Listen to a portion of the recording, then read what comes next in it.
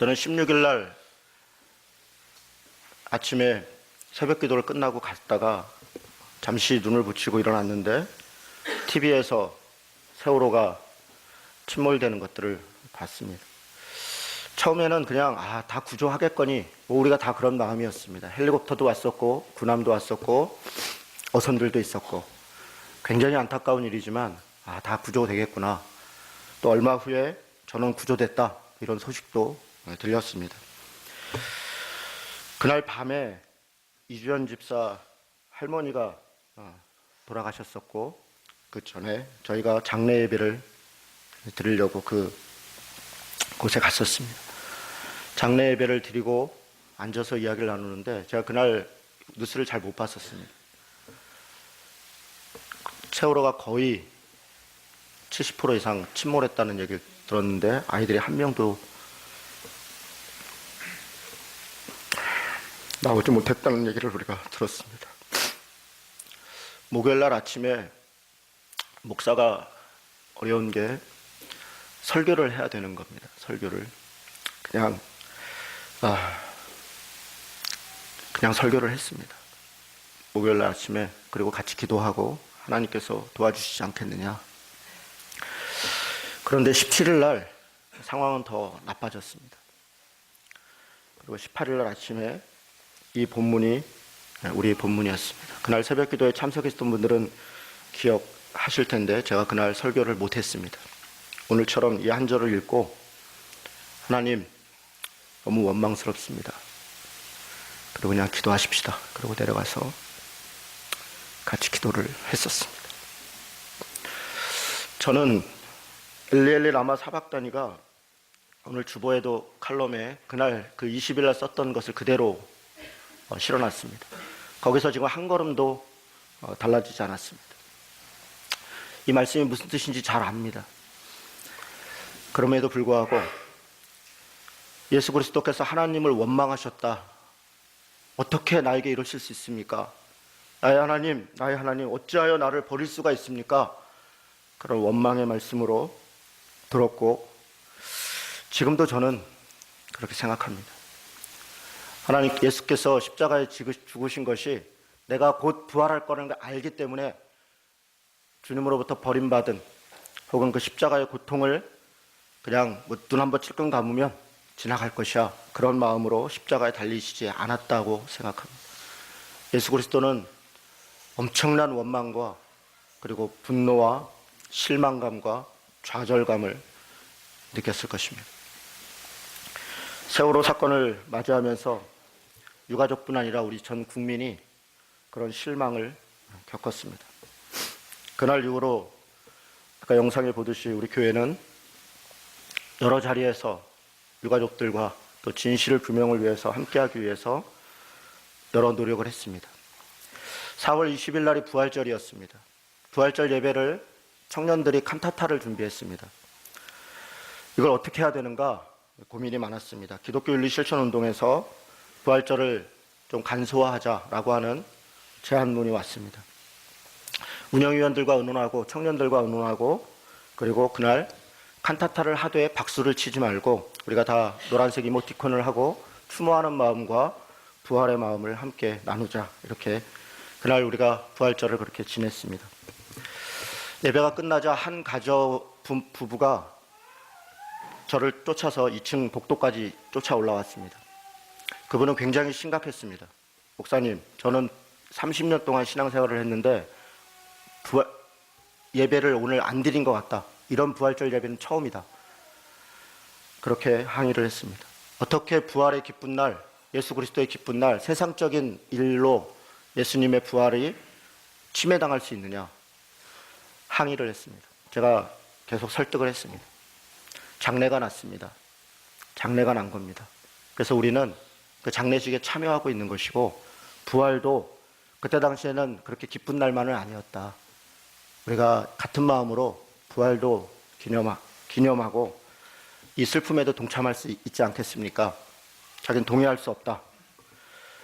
결국 그 가정은 우리 교회를 떠났습니다. 우리 교회에 온 지 한 2, 3개월 됐고 등록은 하지 않았던 상황이었습니다. 4월 18일 날 교회 게시판은 난리가 났습니다. 무려 10만 명의 사람들이 우리 교회 사이트를 방문했고, 그리고 수십 개의 댓글이 달렸습니다. 내용은 이런 거였습니다. 세월호 침몰 사고에 따른 2014년 부활절 긴급 제안, 그래서 기훈실이 제안했던 것을 올려놓고 더함 공동체 교회도 작지만 동참하겠습니다. 그게 답니다. 그런데 어떻게 된 건지 네이버에서 부활절을 치면 우리 교회가 1번으로 떴대요. 10만 명도 넘는 사람들이 2, 3일 동안 왔고, 거기에 댓글들이 수십 개가 달렸는데, 도와서는 어떤 사람이, 어떤 신앙인이 밑에다가 부활절을 세상적으로 지키는 게 말이 되냐 이러면서 달았던 글입니다. 그거에 대해서 수많은 사람들이 논쟁이 시작됐고, 그 중에 기억에 남는 것들은 어떤 안 믿는 사람들이 이게 교회냐, 이런 게 교회라면 나는 교회 안 다닌다, 이렇게 썼던 글들이 있었습니다. 욕설까지 하면 뭐 수도 없는 글들이 달렸지만 다 삭제하고 지금 몇십 개의 글들은 그냥 살려놨습니다. 우리의 역사입니다. 세월호 관련 활동을 시작했습니다. 부평역에서 촛불기도회를 하고 주안역에서 촛불기도회를 했습니다. 10번 했습니다. 그 가운데 우리 성도들 안에 고민이 있었습니다. 공무원인 집사님은 이 자리에 나와서 사진을 찍히거나 하는 것들에 부담을 느꼈습니다. 교사인 우리 형제들은 당시에 교육부가 계속 공문을 내리면서 압박을 했기 때문에 그것 때문에 마음에 불편함이 있었습니다. 한 집사님은 자기가 이런 자리에 나올 거라고는 생각도 못 해봤다, 그렇게 이야기를 했습니다. 평생 조선일보를 읽었고 옛날에 광우병 촛불기도회니 뭐 이런 걸 할 때 다 저 나쁜 놈들이라고 생각을 했었습니다. 제가 다 이야기할 수 없어서 다 생략하겠습니다. 특별법 서명운동이 시작됐습니다. 그 이전까지 우리가 한 마음으로 함께 기도하고 나가다가 한 집사님은 이렇게 얘기했습니다. 그 유족들의 아픔을 다 동의하고 하지만 법을 특별하게 만드는 것은 동의하기가 어렵다. 특별한 그 사람들만 특별히 했을 때 법 체계가 무너지고 국가가 운영되는데 어려움이 있을 수 있다라는 이야기를 했습니다. 물론 이해가 됐습니다. 그럼에도 불구하고 집사님이 저한테 이렇게 얘기하셨습니다. 그럼에도 목사는, 교회는 고통과 눈물이 있는 곳에 함께 있는 것이 옳다고 생각한다. 저는 그 말씀이 참 고마웠습니다. 정치적인 생각은 다르고 정책적인 판단은 다를 수 있지만, 그러나 교회는, 목사는, 또 신자는 눈물이 있고 아픔이 있는 사람들 옆에 끝까지 함께 해야 된다라고 하는 말씀이 감사했고 고마웠습니다. 제 마음을 작년 1년 내내 추스릴 수 없었기 때문에, 특별히 또 우리가 마가복음 뭐 이런 설교를 했었기 때문에 제가 설교 때마다 거의 세월호를 언급했었던 것 같습니다. 그리고 우리 교회 주보에 지금도 있지만 세월호 기도문을 넣어놓고 매주 기도회를 했습니다. 교인들 안에 불편한 분들이 생긴 것 같습니다. 너무 지나치지 않냐. 그래서 불편함들이 생겼습니다. 장로님께서 그 마음들을 받아 저에게 좀 지나치지 않는가 말씀을 하셨습니다. 그걸 가지고 운영위원들과 대화를 하고 또 사랑방원들 안에 또 여러 대화가 있었습니다. 목사의 설교와 목사의 행동에 대해서 교회가 그건 목사의 자유인가, 그것이 이슈였습니다. 이 세월호에 대한 이슈가 문제가 아니라 목사는 자기 마음대로 해도 되는가, 결론은 그렇게 해서는 안 된다는 거였습니다. 그래서 그것을 같이 의논할 수 있는 절차가 있어야 된다. 그 여러 과정들을 통해서 우리 교회에서 그런 절차를 마련했고 앞으로 또 그런 일들이 있을 줄 압니다. 당연히 목사는 자기 마음대로 해서는 안 됩니다.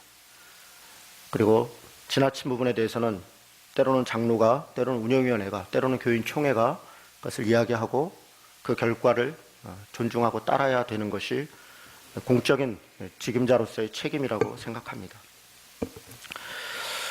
여기까지가 우리 그동안 있었던 일들입니다. 저는 지난 1년 동안 서로 생각도 달랐고 여러 가지 불편함도 있었고, 그것이 세월호 사건에 대한 생각이 다를 수도 있고 혹은 어떤 정책적 부분에 있어서 판단이 다를 수도 있고, 또 어떤 행동의 범위, 기독교인이 도대체 어디까지 행동할 수 있는가에 대한 차이로 인한 그런 다름도 있었을 것입니다. 밖에서 볼 때는 제가 워낙 밖에서 활동을 많이 하니까 더한공동체교회는 똘똘 뭉쳐서 하나가 돼서 세월호 문제든 뭐든 아주 의식이 충만한 사람들이 그렇게 아주 밀어준다. 그러니까 저한테 그렇게 얘기합니다. 더한군루세교회 목사님은 더한군루세교회 있잖아요. 그러니까 문제가 없잖아요. 이렇게 쉽게 얘기합니다. 그런데 우리가 알다시피 우리 교회 안에도 여러 가지 다름이 있습니다. 다름이 있는 것이 교회입니다. 다름이 있는 것이 교회입니다. 그것을 우리가 그동안 잘 겪어왔고 또 함께 해왔습니다. 저는 세월호 문제를 보면서 이 국가의 책임이 대단히 크다고 생각합니다. 사고가 났습니다. 사고는 날 수 있습니다. 아주 잔인하게 말씀드려서 살다 보면 사고가 날 수 있습니다. 사고가 사건이 되고 말았습니다. 구조하지 못했다는 것 굉장히 큰 문제입니다. 더 큰 문제는 그 이후에 슬픔과 눈물을 가진 아픔 있는 사람들을 품어내지 못한 것입니다. 저는 그것이 가장 큰 문제였다 생각합니다. 사고도 날 수 있고 무능할 수도 있었습니다. 그러나 아픔이 있고 눈물이 있는 사람들, 국가가 그들을 품지 못하고 분열과 분란과 서로에 대한 이간질로 그것을 통해 정치적 이해관계로 몰아간 것은 대단히 큰 실수이고 이것은 끝까지 용서할 수 없는 문제라고 생각합니다. 왜냐하면 대통령은 또 국가 권력은 그들 스스로가 하늘로부터 부여된 것이 아니라 국민들로부터 부여된 것입니다. 하나님은 모든 권력을 국민들에게 주었고 모든 각 사람에게 하나님의 형상으로 하나님의 권세를 주셨습니다. 그것을 단지 위임했을 뿐입니다. 그 일을 잘 하라고 그들에게 잠시 맡겨두고 그리고 여전히 국민들은 그것을 감시하고 국민들은 그것을 책임질 그런 큰 책임이 여전히 국민들에게 있는 것입니다. 그런데 정치 권력을 가진 사람들이 그것을 착각하고 있습니다. 오만한 자세로 대했습니다. 최근에 3월 24일 날 독일 저먼윙스 항공기가 추락했습니다. 거기에 144명의 승객들이 타고 있었습니다. 승무원 6명, 승객 144명, 무려 150명의 사람이 전원 사망했습니다. 이 문제를 두고 독일 정부가 취했던 자세를 잠깐 소개를 드리겠습니다. 독일인 75명이 사망했습니다. 독일 그 비행기가 스페인에서 돌아오다가 떨어진 것입니다. 다른 나라 사람들도 많이 있었고 독일 사람은 75명이었습니다. 그 중에 학생 16명이 있었고 교사 2명이 있었습니다. 이들은 스페인 학교에 교환학생으로 갔다가 돌아오고 있는 중이었습니다. 요하임 가우프 대통령은 페루를 방문 중에 있었습니다. 그 얘기를 듣자마자 모든 일정을 취소하고 바로 귀국했습니다. 그리고 요하임 대통령의 특이한 행적 중에 하나는 27일 날 성당에서 추모 미사가 있었는데 대통령으로서 참여한 게 아니라 그냥 시민으로서 조용히 뒤에 와서 그 미사에 참여했다가 갔습니다. 그가 왜 그렇게 했냐면 국가적 일을 처리하는 것은 독일에서는 대통령의 몫이 아니라 총리의 몫이기 때문에 그렇습니다. 그래서 대통령으로서 뭔가 온 것이 아니라 시민으로서 그것에 참여해서 갔습니다. 메르켈 총리는 3월 24일 날 모든 일정을 취소하고 바로 기자회견을 했습니다. 3가지를 지시했습니다. 첫째는 전국 정부 및 공공기관의 조기를 개항해라 했습니다. 전국 공공기관과 정부기관이 다 조기를 개항했습니다. 두 번째는 외무장관을 바로 급파했습니다. 외무장관을 현장에 급파하면서 2가지를 지시했습니다. 진실 규명을 위해서 특별수사팀을 만들어라. 그 특별수사팀에는 200명의 수사관이 배치됐습니다. 독일 사람들 75명이 숨졌는데 수사관이 200명이 배치됐습니다. 지금도 가동되고 있습니다. 두 번째로는 유가족들을 치유하기 위해서 정신치료사 60명을 구성해서 현장으로 급파시켰습니다. 그리고 가족들을 일일이 만나서 그들의 이야기를 들어주고 함께 했습니다. 한쪽에는 진실 규명을 위한 수사팀을 만들고 한쪽에는 고통당한 사람들을 위로하기 위한 전문가들을 파견한 것입니다. 3월 25일 그 다음 날 그런 조치를 다 취한 이후에 메르켈 총리는 유가족을 방문했습니다. 그리고 그들을 끌어안고 이건 국가의 죄악이라고 사죄했습니다. 4월 17일 그저께죠. 쾰린 대성당에서 국가적 추모식이 있었습니다. 대통령과 총리와 국가 장관들은 다 참석을 했습니다. 그리고 나서 그 소도시인 할테른 암제라는 도시로 이제 모든 절차를 다 이관했습니다. 여러분, 독일 사람들이 원망이 남았겠습니까? 유가족들이 국가를 상대로 무슨 길거리에서 투쟁을 했겠습니까? 왜 이렇게 못했습니까? 저는 이게 안타까운 것입니다. 무엇이 옳으냐, 무엇이 그르냐, 그 문제가 아니라 왜 국가가 자신들에게 맡겨져 있는 국민을 보듬고 진실을 규명하기 위해서 나서고 그들을 위로하기 위해서 치료하고, 이것이 당연한 것 아닙니까? 그런데 우리나라 지난 1년 동안 어떻게 했습니까? 말하면 정말 수도 없는 이야기가 있습니다. 사고 났을 때부터 그 온갖 추태와 그 온갖 문제들 하나도 해결되지 않고, 우리가 단적으로 유가족들이 1년 내내 거리에서 노숙을 하고 거리를 방황하고 머리를 깎고 자기 아이들의 영정을 끌어안고 상복을 다시 입고 거리를 나서는데도 사람들은 오히려 손가락질을 합니다. 부모가 길을 가다가 눈이 보이는 데 앞에서 교통사고가 났습니다. 내 아이가 거기에 타고 있습니다. 교통사고가 나서 그 옆에서 저 아이를 어떻게 하는데 불이 타고 말았습니다. 불이 타고 막 아이들이 눈앞에서 다 죽어가는 걸 이 부모들이 본 겁니다. 그러고 나서 막 소리를 지릅니다. 왜 구조하지 않냐? 소방대가 왔습니다. 응급차도 왔고, 그런데 불을 끄지 않고 그냥 빙빙빙 돌아가고, 소방대장은 계속 보고하고 있고 상황 보고만 하고 있고, 아무도 그곳에 들어가서 아이들을 구하지 않았습니다. 그걸 옆에서 부모들이 보고 있었습니다. 그러고 난 다음에 부모들이 왜 애들을 구하지 않았냐고 물어보니까, 왜 이렇게 좀 점잖지가 않냐고, 잠깐만 좀 기다리라고, 다 때가 있고 절차가 있는 거 아니냐고 얘기했습니다. 그것을 만들기 위해서 법을 만들어야 된다 그러니까 무슨 법이 필요하냐고 사고가 난 건데, 그러면서 돈을 몇 푼 쥐어주면서 이거 가지고 가라고. 그랬더니 또 막 소리를 질렀습니다. 옆에 있는 사람들이 그만 좀 하라고, 무슨 돈을 얼마나 더 받으려고 그러냐고 그 부모들한테 삿대질을 했습니다. 당신애만 죽었냐고, 전국에 교통사고로 죽은 사람이 얼마나 많은데 당신애만 죽었냐고, 그렇게 오히려 부모들을 신란하기 시작했습니다. 옆에 점잖게 서 있던 목사가, 그렇죠, 하나님이 다 알아서 하실 것입니다, 하나님의 뜻입니다, 이렇게 훈수를 뒀습니다. 지금 이게 우리나라의 상황입니다. 여러분, 이게 정말 말이 되는 것입니까? 우리가 어느 순간에 너무 냉정해졌습니다. 하나님의 신앙이라는 이름으로, 이성이라는 이름으로 고통과 눈물이 있는 사람들의 그 고통과 눈물을 끌어안을 수 있는 그런 종다조차 할 수 없는 그런 신앙이 어떻게 신앙일 수 있겠습니까? 우리가 무엇을 위해서 예수를 믿는 것입니까? 천국에 가기 위해서요? 천국은 그런 것이 아닙니다. 천국은 눈물이 있고 아픔이 있고 슬픔이 있는 사람들이 위로를 받고 그 눈물을 닦임을 받는 사람입니다. 이 땅 가운데 고통과 눈물 가운데 함께하지 않은 사람들이 어떻게 하나님 나라에 가서 그 눈물 씻음을 받을 수 있겠습니까? 여러분, 우리가 정말 신앙이 무엇인가, 우리의 삶이 무엇인가 생각해야 됩니다. 기독교계에서 망언이 쏟아졌습니다. 4월 27일 오정현 목사가 사랑의 교회 세미나에서 이렇게 얘기합니다. 정몽준 아들이 당시에 서울시장 선거를 앞두고 대통령에 대해서 막 쌍소리를 하는 유가족들을 보고서 어떻게 이렇게 미개할 수가 있느냐, 국민이 이렇게 미개할 수가 있냐라고 막말을 했습니다. 오정현 목사가 그 말을 두둔했습니다. 국민이 미개해서 되겠냐, 이런 이야기를 하면서 정몽준 아들을 옹호했습니다. 5월 11일 김삼환 목사가 명성교회에서 설교 중에 세월호 학생들 죽음은 꽃다운 아이들 죽음을 통해 국민들에게 기회를 준 것이라고 말했습니다.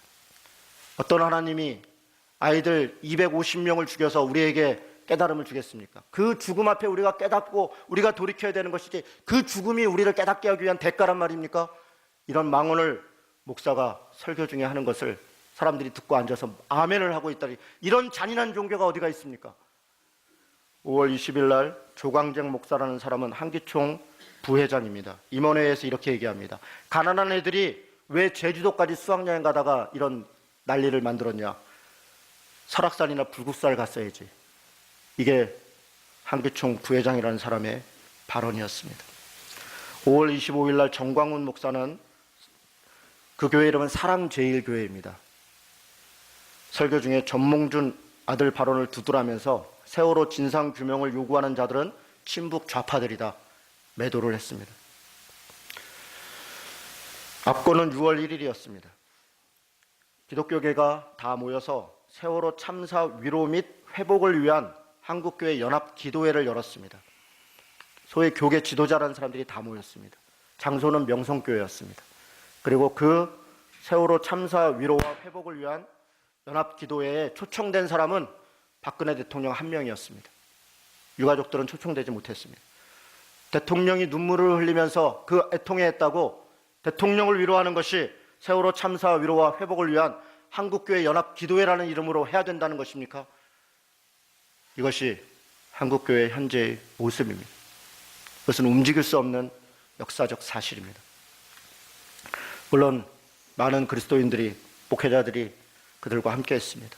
특별히 진도 기독교연합회의 헌신적 봉사는 정말 이루 말할 수가 없습니다. 특별히 회장인 문명수 목사는 자신의 교회도 목회도 모든 일정을 밀어놓고 현장에서 봉사를 했습니다. 그리고 과로사로 끝내 숨졌습니다. 안산 기독교연합회의 도움과 봉사도 잊을 수 없습니다. 지금도 그 일들은 계속되고 있습니다. 세월호를 기억하는 기독인 모임을 만들고 촛불 집회와 기도회를 끊임없이 이어갔습니다.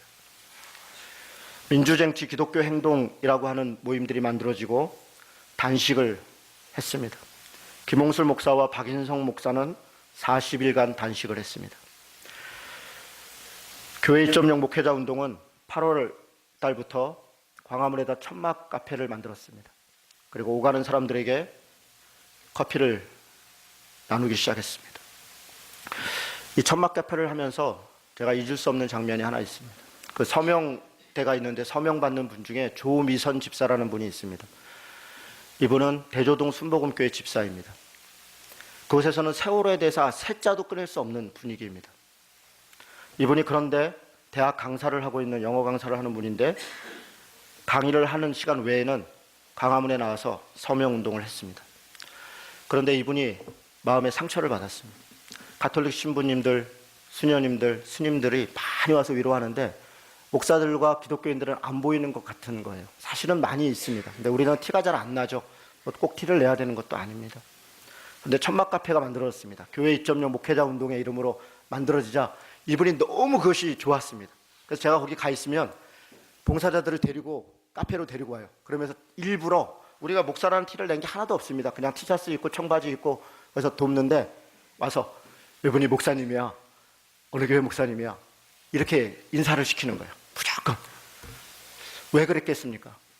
교회가, 목사가 고통받는 자리에 있다는 것이 자기도 자랑하고 싶은 거예요. 자랑하고 싶은 거예요. 그래서 제가 그분 때문에 제가 목사입니다. 그래서 목사인 티를 더 내고 가야겠다 싶어서 그렇게 했습니다. 그 다음 주부터 이름표를 달자. 아예 목사 누구 이렇게. 혹시 그걸 달아서 이곳에서 수고하는 어떤 집사님이, 어떤 그리스도인들이 위로를 받고 힘을 얻을 수 있다면 목사 아니라 목사의 명패라도 붙이고 다니자고. 그래서 실제로 이름표를 달았습니다. 여러분, 참 많은 일들이 있었습니다. 세월호 유가족들은 현재 정말 안타까운 상황에 있습니다. CBS와 안산정신건강 트라우마센터가 152명의 유가족을 대상으로 조사를 했습니다. 55.3%는 죽고 싶다고 대답했습니다. 분노를 조절할 수가 없다, 참을 수가 없다, 88.2%입니다. 이게 한 달 전에 했던 조사입니다. 죄책감과 우울증, 무기력, 짜증, 불안 70~80%가 지금도 거기서 벗어날 수 없다고 얘기합니다. 심지어는 내가 도움을 받을 수 없다, 난 도움이 필요 없다 라고 하는 사람들이 대부분입니다. 이유가 뭐냐면 미안해서요.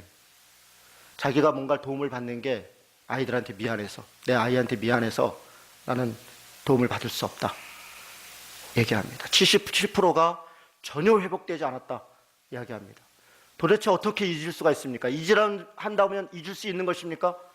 여러분, 이게 물리적으로 잊으면 그 다음날부터 잊을 수 있는 것입니까? 잊을 수 있도록 해줘야 되지 않습니까? 어떻게 잊을 수 있습니까? 진실이 규명돼야 되는 것이죠.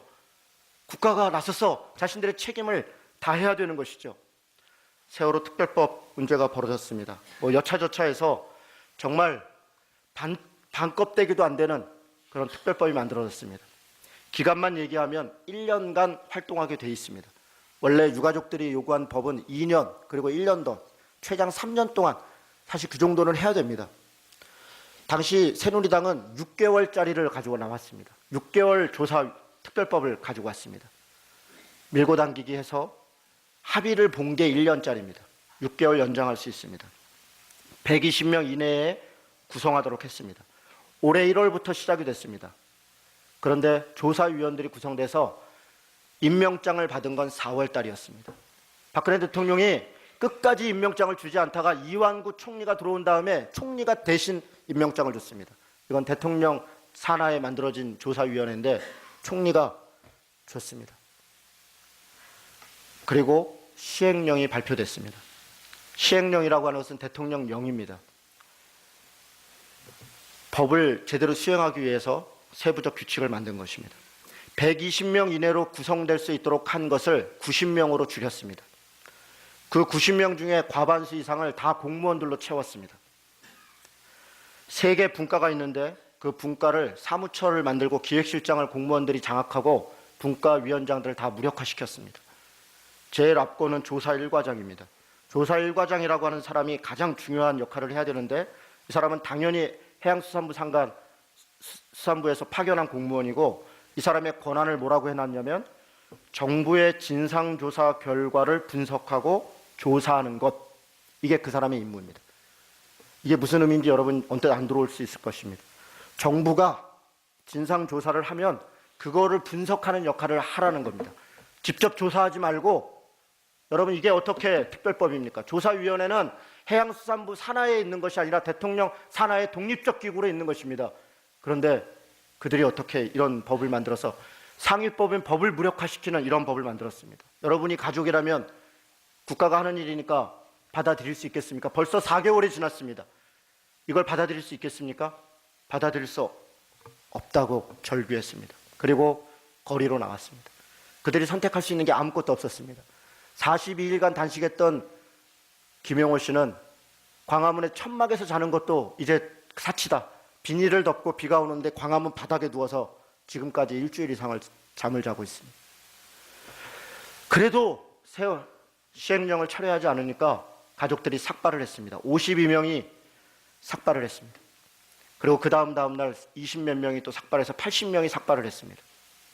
시행령 철회하라는 기자회견을 하는 날 정부는 보도자료를 하나 날렸습니다. 보도자료의 내용은 이런 것입니다. 학생 8억 2천만 원, 교사 11억 원을 주겠다. 그날 모든 기사는 다 학생들 8억, 교사 11억, 돈으로 다 도배가 됐습니다. 내용을 살펴보겠습니다. 애들한테 8억 2천만 원을 준답니다. 그 정도면 됐지. 여러분 그런 마음이 드십니까? 그 중에 4억 2천만 원은 이런 것입니다.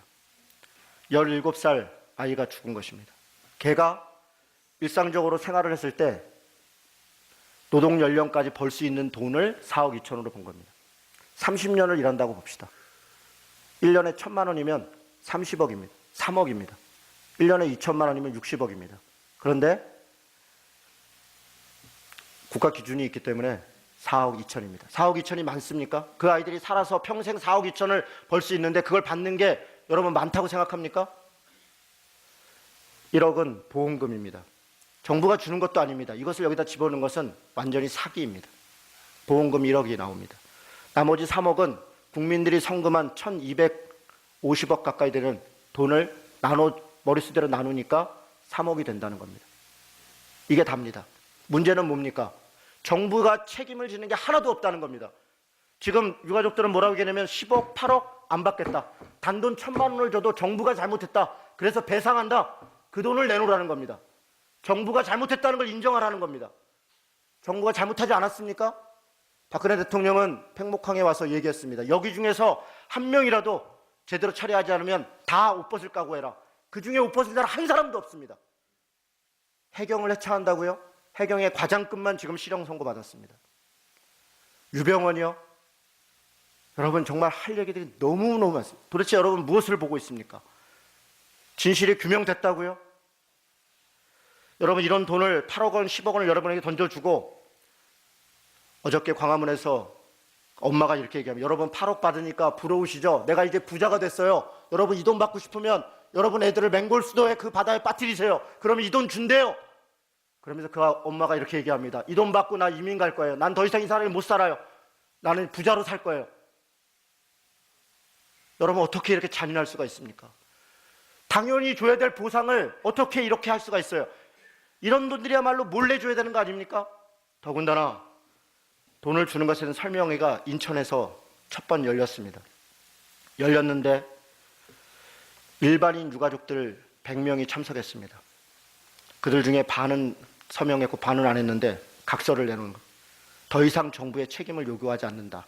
여기에 서명을 하면 돈을 주겠다고 합니다. 여러분, 정부의 책임이 하나도 규명되지 않았는데 돈만 주면 정부의 책임을 묻지 않아야 된다는 겁니까? 그 돈 몇 푼 받고서 그리고 끝내야 되는 것이 그것이 정말 맞는 것입니까? 저는 이런 과정을 보면서 하나님 정말 어쩌면 어떻게 이럴 수가 있습니까? 절망합니다. 제가 절망하는 것은 정부의 이런 악의적인 악독한 태도가 아닌 것입니다. 당연한 것입니다. 세상 정부는 그럴 수 있습니다. 그런데 교회의 반응입니다. 목사들의, 신자들의 반응이 너무 절망스럽다. 어떻게 이럴 수가 있습니까? 하나님께서 역사를 주관하는데 이 선량한 시민들이 어떻게 이렇게 냉담할 수가 있습니까? 하나님은 도대체 어디에 계십니까? 유가족들이 거리를 배회하고 노숙을 하고 삭발을 하고 자기 영정을 끊고 걸어다니고 하는데 우리는 가슴 아파하지 않는 것입니다. 우리가 그 안에서 공감할 수 없다면 도대체 우리가 사람입니까? 우리가 사람입니까? 그것이 절망스러운 것입니다. 나의 하나님, 나의 하나님, 어찌하여 이럴 수가 있습니까? 저는 이 질문이 아직 해결되지 않았습니다. 지금도 계속 책을 보고 신학 교수들이 쓴 책들, 최근에 세월호와 관련된 수많은 책들이 나오고 있습니다. 기회가 되면 읽고 있습니다. 저 스스로가 정리하고 싶어서입니다. 제가 이런저런 이야기를 여러분에게 드릴 수 있습니다. 그러나 그것이 무슨 의미가 있겠습니까? 여러분 스스로 도대체 하나님은 어디 계셨습니까? 하나님 어떻게 이럴 수가 있습니까? 물으시기 바랍니다. 목사가 무슨 이야기를 해서 우리 목사님이 그랬어. 우리 목사님이 노란 리본을 다루면 달아도 되고 우리 목사님이 이것은 그럴 수 있으면 그럴 수 있고 그렇게 됐다면 여러분 스스로 하나님 앞에 하나님의 자녀라고 할 수가 없는 것입니다. 목사가 무엇입니까? 목사가 어떻게 모든 것을 다 알 수 있습니까? 목사가 어떻게 진실을 다 규명할 수 있습니까? 여러분 스스로 고민해야 됩니다. 하나님 어떻게 이럴 수가 있습니까? 그리고 이 문제를 여러분의 아이들에게 여러분의 언어로 설명해야 합니다. 오늘은 4월 19일입니다. 60대 이상 어른들을 우리는 4.19 세대라고 합니다. 이분들의 고생과 눈물로 이분들이 그때는 어렸을 수도 있겠습니다. 4.19 혁명을 통해서 우리나라는 민주화의 초석을 다 만들었습니다. 그리고 80년 광주항쟁이 있었습니다. 광주항쟁이 있을 때 수많은 사람들이 여러 논쟁이 있었고 그 시대에 살았던 사람들을 광주항쟁 세대라고 할 수 있겠습니다. 그리고 87년 6월 10일 60항쟁이 있었습니다. 저는 89학번입니다.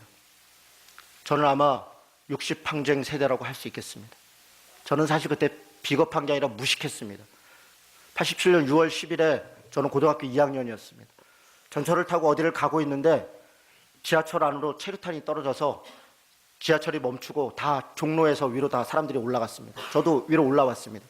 제가 올라와 보니까 종로 바닥에 대학생들이 새카맣게 다 어깨띠를 메고 다 들어 누워 있었어요. 전경들은 그 옆을 완전히 에워싸고 있었습니다. 저는 그 사람들을 향해 손가락질을 했습니다. 저런 공산당들이 나라를 망친다고. 저는 그렇게 배웠습니다. 그렇게 알았습니다. 제가 다녔던 교회에서는 그들을 저주하며 기도했었습니다. 저는 그렇게 알고 있었어요. 그것이 지금까지도 미안합니다. 어떤 어머니가 대학생 한 명을 집에 데려가려고 막 하는데 내가 저렇게 엄마 말도 듣지 않는 저런 게 어떻게 민주화 운동을 하는 사람이냐고 막 그렇게 생각했습니다. 어제 우리 집 아이들과 저녁 식사를 했습니다. 결혼 기념일이었고요. 저희 첫째 아들이 생일이었습니다. 광화문에 있다가 애들이 기다리고 있는 것도 그렇고 제가 이게 계산이 너무 빠른 것도 문제인 거죠. 이대로 가면 오늘 간단히 안 끝난다. 이거는 새벽까지 간다. 그 마음에 제가 앞으로 못 나섰습니다. 그리고 제 아내가 더 독해요. 여보 그냥 어떻게 가? 그리고 이걸 밀어야지 왜 안 밀어? 막 그래서 가자. 여보. 여기는 오늘 여러 사람들이 나와서 오늘 간단히 안 끝날 거야. 그리고 제가 아내 손을 붙잡고 저녁을 먹으러 왔습니다. 저녁을 먹으면서 우리 아이들한테 그렇게 얘기했습니다. 앞으로 너희들은 세월호 세대다. 너희들은 평생 이 세월호에 대해서 그때 어떻게 생각했고 어떻게 반응했는지를 두고두고 묻게 될 것이고 너희 아이들한테 그것을 설명하게 될 것이다. 여러분, 우리도 마찬가지입니다. 제가 부탁드리고 싶은 건 이런 것입니다. 제가 오늘 준비한 성경적인 내용들은 다 하지 않겠습니다. 여러분에게 딱 한 가지만 부탁하고 말씀을 마치겠습니다. 여러분의 언어로 문제를 다시 보십시오. 하나님은 그때 어디에 계셨는가? 하나님 어떻게 이럴 수가 있습니까? 내가 그리스도인으로서 나는 무엇을 해야 합니까? 그렇게 여러분 스스로 답을 내리시고 여러분의 아이들에게 그것을 가르쳐 주십시오. 그렇게 가르치십시오.